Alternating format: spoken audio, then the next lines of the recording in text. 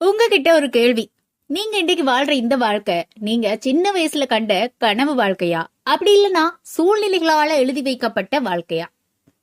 பலரோட கனவுகள் அவங்களோட திறமையால சாகல. பயம், சோம்பல், மற்றவங்களோட விமர்சனம் இதனாலதான் இன்னைக்கு செத்து போய் கிடக்கு. உதாரணமா ஒரு கதையோட ஸ்டார்ட் பண்றேன். ஒரு கிராமத்துல ஒரு சிறுவன் இருந்தானா. அவனுக்கு கால்ல போறதுக்கு கூட செருப்பு இல்லையா. ஆனா பள்ளிக்கு தினமுமே 5 கிலோமீட்டர் ஓடி போய் ஸ்கூலுக்கு போய் சேருவானா. ஒரு நாள் அவங்க டீச்சர் கேட்டாங்களா, ஏப்பா இவ்வளவு வேகமா ஓடுறா அப்படின்னு.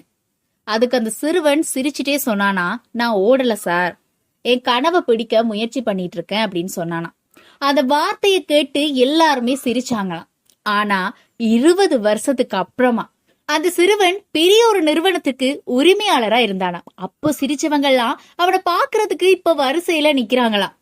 நண்பர்களே, உங்களோட கனவுகளை பார்த்து இந்த உலகம் இன்றைக்கு சிரிக்கலாம். ஆனா நிச்சயமா நீங்க நிக்காம ஓடிட்டே இருந்தீங்க அப்படின்னா ஒரு நாள் அந்த உலகமே வந்து உங்ககிட்ட கை தட்டி நிக்கும். ஒரு பட்டாம்பூச்சி கூட்டுல இருந்து வெளியே வரும்போது ரொம்ப கஷ்டப்படும். அத பார்த்த மனுஷன் பாவம் அப்படின்னு சொல்லி அந்த கூட்டை என்ன செய்யறான், வெட்டி விடுறான். அந்த கூட்டை வெட்டி விட்டு அந்த பட்டாம்பூச்சிய வெளியே எடுக்கிறான். வெளியே வந்த அந்த பட்டாம்பூச்சியால பறக்க முடியல. ஏன் தெரியுமா? யாருக்காவது ஏன் தெரியுமா? அந்த போராட்டம் தான் அந்த ரெக்கைகளுக்கு வழி கொடுக்க கூடியது. அதை நம்ம ஈஸியா எடுத்து விட்டுட்டு போயிட்டோம். இப்போ அந்த பறவையால பறக்க முடியல. அதோட அந்த வழிய அந்த போராட்டத்தை நம்ம பறிச்சிட்டோம். இதனால அந்த பறவையால பறக்க முடியல. இன்னைக்கு நீங்க பாக்குற இந்த எல்லா கஷ்டமுமே உங்களை உடைச்சிட்டு போறதுக்கு வரல, உங்களை வலிமையாக்குறதுக்கு வந்திருக்கு. உங்களை முதல் இருந்ததை விட இன்னும் ஸ்ட்ராங் ஆக்குறதுக்கு வந்திருக்கு. இப்ப நீங்க படுற இந்த அனுபவங்கள் தான் நாளைக்கு உங்களோட வாழ்க்கை பயணத்தை நல்லபடியா கொண்டு போறதுக்கு உதவி செய்ய போகுது. கஷ்டமே படாம இருந்தீங்க அப்படின்னா லைஃப்ல அடுத்தது போறதுக்கு உங்களுக்கு பயம்தான் வரும். இந்த பட்டாம்பூச்சிக்கு எப்படி ரெக்கையில வலிமை இல்லாம போச்சுதோ, கஷ்டப்படாம இருக்கிற உங்களுக்கும் நாளைக்கு இந்த உலகத்தை எதிர்கொள்றதுக்குரிய வலிமை இல்லாம போயிரும். அதே போல இன்னொரு கதை சொல்ற கேளுங்க. சீனால ஒரு வகை மூங்கில் மரம் இருக்கு. அது நட்டதுக்கு அப்புறமா 1 வருஷம் வளராது, 2 வருஷம் வளராது, 3 வருஷம், 4 வருஷம், 5 வருஷம் வளரவே வளராது. ஆனா 6வது வருஷத்துல சில வாரங்கள் ஆனதுக்கு அப்புறமா 90 அடி உயரம் அந்த மூங்கில் வளர்ந்துரும்.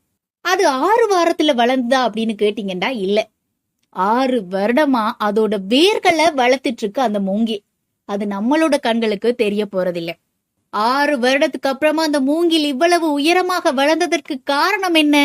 மறைமுகமாக யாருக்கும் தெரியாமல் தன்னுடைய வேர்களை பலப்படுத்தி கொண்டிருந்தது. உங்களோட வாழ்க்கையுமே அது போலதான். இப்போ வளர்ச்சி தெரியல அப்படிங்கிறதுக்காக நீங்க தோல்வி அடைச்சிட்டீங்க அப்படின்னு அர்த்தம் இல்ல.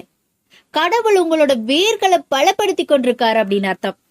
இன்னைக்கு வெற்றி பெற்ற ஒவ்வொருவருக்குமே ஒரு இருண்ட காலம் இருந்தது, அழுத இரவுகள் இருந்தது, தோல்விகள் இருந்தது. ஆனா அவங்க ஒரு விஷயம் மட்டும் பண்ணாங்க, நிறுத்தலங்க. கண்டிப்பா நிறுத்தல. அவங்க செய்யற விஷயத்த செய்துட்டே இருந்தாங்க. அதுதான் அவங்கள இன்னைக்கு உச்சத்துக்கு கொண்டு போய் வச்சிருக்கு.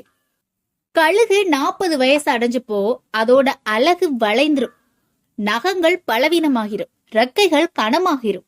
அதற்கு 2 தேர்வு. ஒன்று மெதுவா இறந்து போவது, 2வது வலியை தாங்கி புதிதாக பிறப்பது. அது 2வது தேர்ந்தெடுக்கிறது. தன் பழைய அழகை உடைக்கிறது, புதிய அழகு வளர்கிறது, புதிய வாழ்க்கை தொடங்குகிறது. அது நிறுத்தல, மெதுவா இறந்து போறது சூஸ் பண்ணல. கஷ்டமா இருந்தாலும் பரவாயில்ல, இத பொறுத்துக்கிண்டா போதும், அடுத்தது நமக்கு ஒரு புதிய வாழ்க்கை கிடைக்கும் அப்படின்னு அதை நோக்கி போச்சுது. அந்த கழுக மாதிரி நாம இருக்கணும். சில நேரங்கள்ல புதிய வாழ்க்கை தொடங்க பழைய பயணங்களை நாம உடைக்க வேண்டி வரும், பழைய சோம்பலை உடைக்க வேண்டி வரும், பழைய தோல்வி நினைவுகளை உடைக்க வேண்டி வரும். உங்களோட கனவுகளுக்காக யாருமே ஓட மாட்டாங்க, நீங்க தான் ஓடணும். உங்களோட குடும்பம் நம்பல அப்படின்னாலும் நீங்க ஓடுங்க, நண்பர்கள் சிரிச்சாலும் நீங்க ஓடுங்க, பணம் இல்ல அப்படின்னாலும் ஓடுங்க, மெதுவா ஓடுங்க, ஆனா நிறுத்தாதீங்க. ஒரு முதியவர் கடற்கரையில நடந்து போயிட்டு இருந்தாரு. ஆயிரக்கணக்கான நட்சத்திர மீன்கள் கரையில சிக்கி இறந்து போயிட்டு இருந்தது. ஒரு சிறுவன் ஒவ்வொன்னா எடுத்து கடலுக்குள்ள வீசிட்டு இருந்தான். முதியவர் கேட்டாரு, இவ்வளவு 1000 மீன்கள்ல சிலவற்றை காப்பாற்றினா என்ன பயன்? சிறுவன் இன்னொரு மீனை எடுத்து கடல்ல வீசிட்டு சொன்னா, இந்த மீனுக்கு பெரிய பயன். அந்த சிறுவன் சொன்னது சரிதான் நண்பர்களே. உலகத்தை ஒரு நாள்ல மாத்த வேண்டிய அவசியம் இல்ல. உங்களோட வாழ்க்கைய மாற்றுங்க. ஒரு சிறிய முயற்சி, ஒரு சிறிய முன்னேற்றம் ஒவ்வொரு நாளுமே அதுவே ஒரு நாள்ல பெரிய வெற்றியா மாறிடும். உங்களோட கனவுக்காக ஓடுங்க. எதிர்காலம் உங்களுக்காக காத்திருக்கு.